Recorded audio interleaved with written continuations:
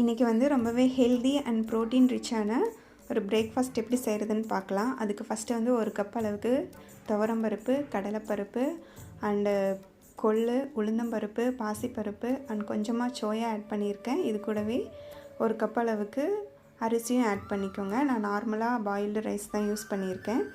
இது கூட கொஞ்சமாக வெந்தயம் சேர்த்து ஒரு 4 வரமிளகாய் காரத்துக்கு ஆட் பண்ணிவிட்டு இதை எல்லாத்தையுமே ஒரு ஓவர் நைட் ஊற வச்சு எடுத்துக்கோங்க.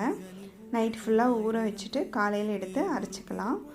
இப்போ இது கூட மிக்ஸி ஜாரில் கொஞ்சமாக இஞ்சி அண்டு ஒரு ஸ்பூன் சீரகம், அந்த ஊற வச்ச காஞ்ச மிளகாய், அதுக்கப்புறம் நம்ம ஊற வச்சுருக்கிற பருப்பு ஐட்டம் எல்லாத்தையும் சேர்த்து ஓரளவுக்கு ஃபைன் பேஸ்ட்டாக அரைச்சி எடுத்துக்கோங்க.